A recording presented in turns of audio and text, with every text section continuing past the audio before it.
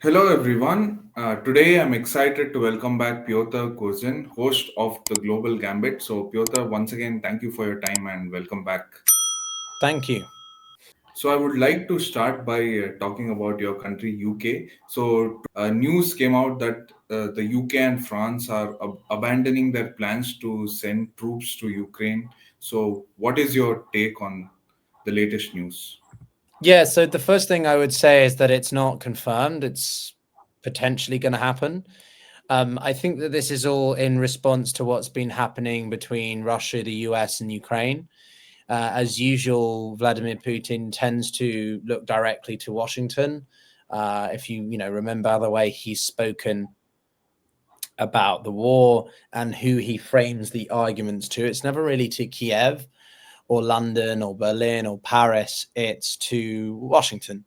And obviously that has changed slightly, but still remains that with Trump in office instead of Biden, Putin's main priority has been trying to engage, manipulate Trump. And I think that means that the Europeans are having to react, not be sort of the ones leading the changes. So my initial sort of reaction to that is that it comes more as a reaction from Europe or the UK and France than it does in terms of them deciding to make this choice for themselves. That being said, in the bigger scheme of things, the grander scheme of things, Europe is deviating away from its reliance on the United States as much as it can and as quickly as is realistically possible. We've seen so many different meetings, gatherings, that I think it really does show you that Europe is not messing around anymore. Whether or not that comes through in terms of actual substance and we do see a physical change instead of just a lot of words in diplomatic maneuvering is remains to be seen, because Europe can say a lot of things but then not follow through. But yeah, this is obviously, I think, a development which reflects the broader changes that we're seeing between those three other actors and the rate at which we're seeing those changes as well. So, do you think the change in NATO's attitude towards the US is permanent because the next democratic president can always be in favor of transatlantic relations? But do you still think that this change is permanent in terms of the European countries increasing their defense spending and trying to reduce their reliance on the US? Well, look, I think that the broader relationship between Washington and Russia is something that is a priority for Trump, and obviously Putin as well. We saw the way that Steve Witkoff, the special envoy, who obviously replaced Keith Kellogg as well, and Keith Kellogg's now just the Ukrainian envoy because he was seen to be quote unquote too sympathetic to Kiev. There's a ulterior set of motives here by Washington and vis-a-vis, by extension, Russia, or Putin more specifically. Once again, I think the Europeans are having to sort of try to navigate this, which is that the European capitals, not all of them, of course, some are more wanting to have decent or at least some form of relationship with Russia, say Italy, versus ones that are a lot more hawkish, like the Baltics, Poland, and Finland, who have left the anti-ban treaty. So I think that the European Union, at least, is in a very different mindset to Washington, to the White House, and so you're not going to see a reduction in, I think, military commitments overall, in the sense Germany has unleashed its debt limitations, but Germany is upping its military expenditure now. Car manufacturers like Volkswagen are saying they are willing and able to produce military hardware if necessary.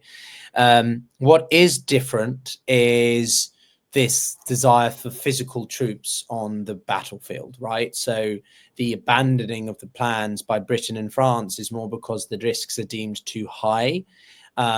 This is arguably a softening, which would mean that there aren't physical troops on the ground guarding cities, ports, nuclear plants, etc. It's more the security commitment will be focused around reconstruction and rearmament of Kiev's own military, with protection in more, shall we say, less indirect means like the air and sea. Obviously, We've seen suggestions by Russia as well, or was it the Europeans actually? No, it was the Europeans suggesting that a ceasefire could be achieved in the air and sea, but not on the ground. So it seems to be that the ground is obviously the primary area that they don't think concessions are as possible. Or movement is possible, but British and French military trainers would be sent to the Western Front, if that makes sense, the Eastern Front or Western Ukraine. So that would be a commitment to put forces inside the country. However, that would not be near the front line, and it would be not guarding key installations or to protect Ukrainian troops. So that is a distinction that I think the European capitals are also trying to make clearer, to signal clearer, so that there can actually be movements on Moscow's side towards some agreement, some compromise, because Putin obviously keeps making and reiterating the same demands, which is no foreign troops, no NATO ascension. And so there are ways that the Europeans want to ensure that Russia doesn't, capitalize on a weakened Ukraine by still having some kind of bolstered military commitments to Ukraine, but without putting physical individuals on the ground, but maybe aircraft that protects Ukrainian airspace. And Turkey could then maybe be a major maritime player, just naturally because of its control of the Bosphorus Strait and proximity to the Black Sea. So that's sort of where I think minds are at the moment. But yeah, I can elaborate further. My next question would be, Putin recently mentioned that he's open to directly negotiating with Kiev. So, do you see a possibility of Putin directly negotiating with Zelensky and this being mediated by Trump? Well, I don't think, personally, Trump's not going to mediate. The guy has the attention span of a gnat. But I think that he certainly wants to get the two people talking. And he even said that, I feel that Putin is playing me, paraphrasing, but Trump is getting quite annoyed with Putin's indiscriminate bombing across Ukraine. And we saw that in the tweet or the post he put on True Social. He's like, please, Vladimir, or stop, Vladimir, or whatever the phrase was, right? Which seems to be what Trump is considers enough for effective diplomacy making.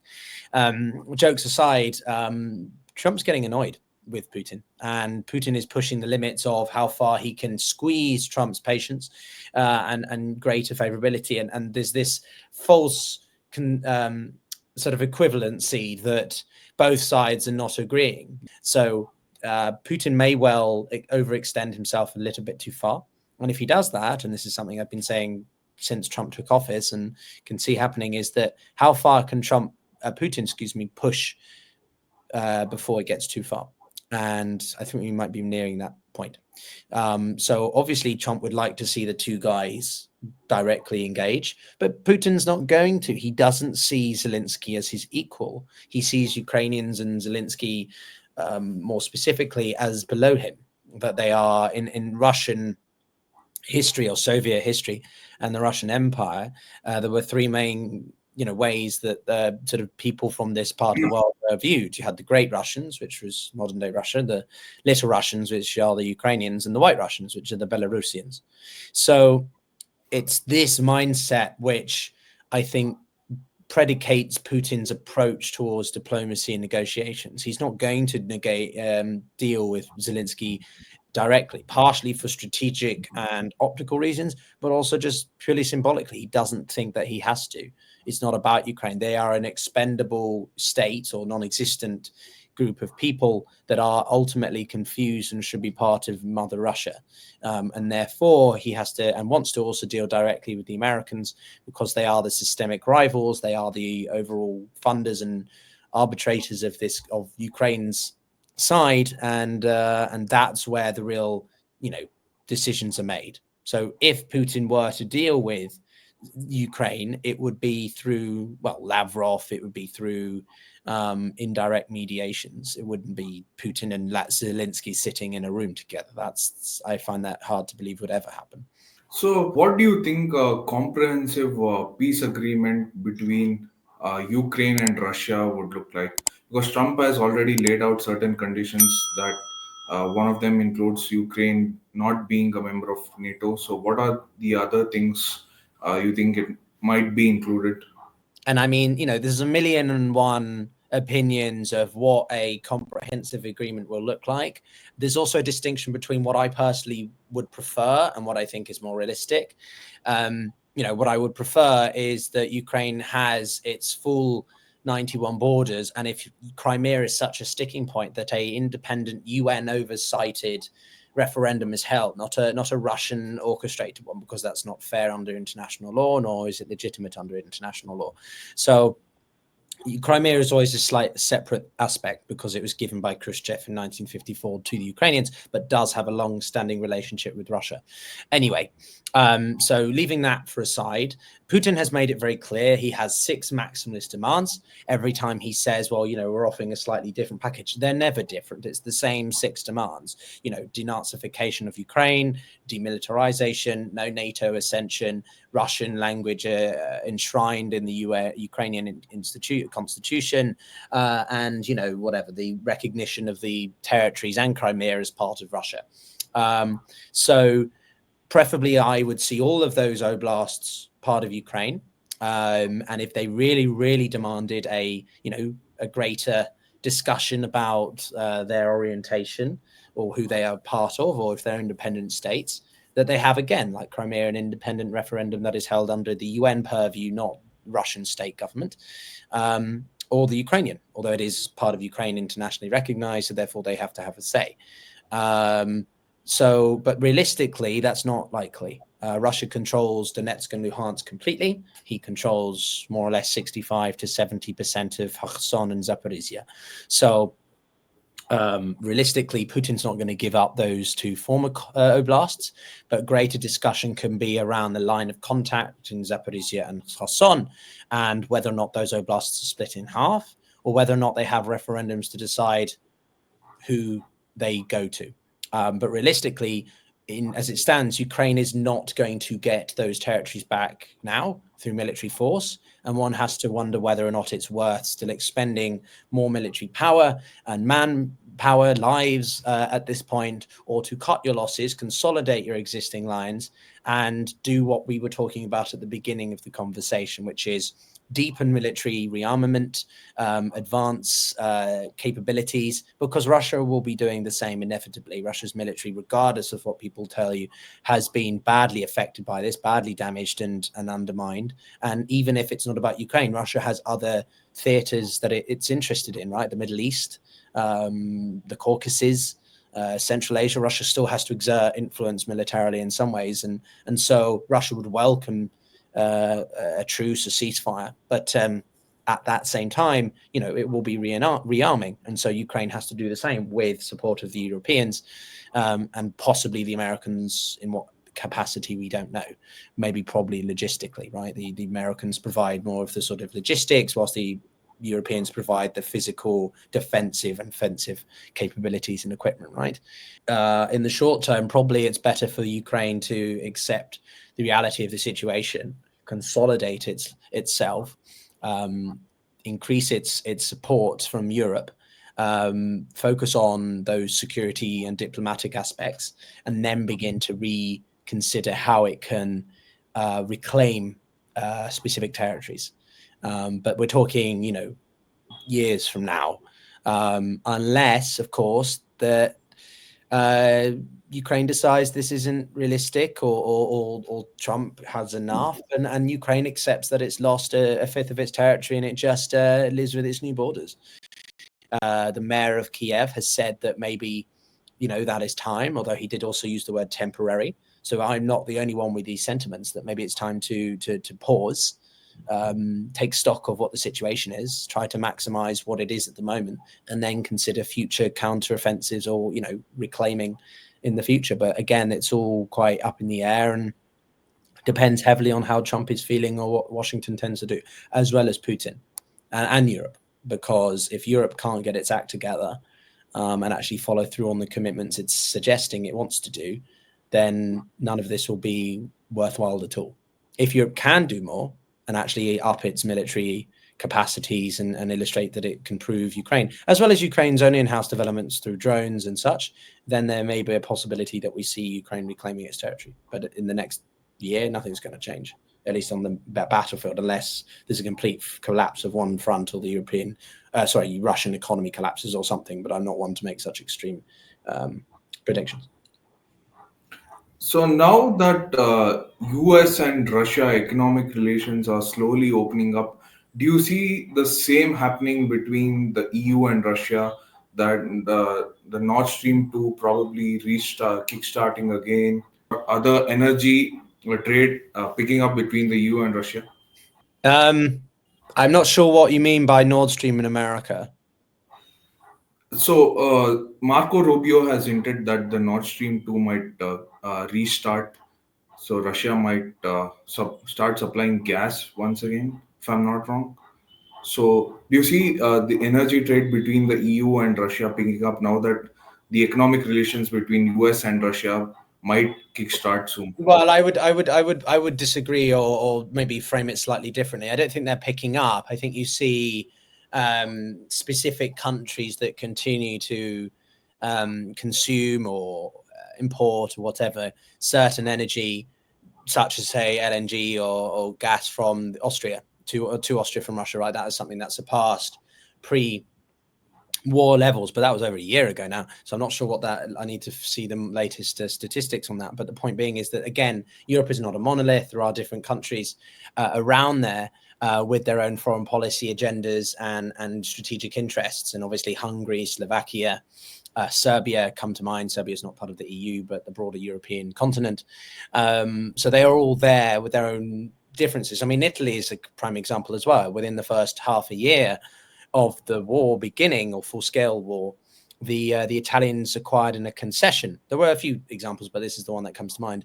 They acquired an exemption from the EU to continue to supply or export fashion goods, high-end luxury items to Russia, because it's such a strong and important bilateral relationship. So even Italy, which, you know, Meloni has been very vocal in her criticisms and violations of international law by the Kremlin, has, you know, illustrated that she still wants a door or a window, whatever metaphor you want to use, right, to be open. So this is not going to be across the board, but Nord Stream pipeline, that's not the Americans' purview.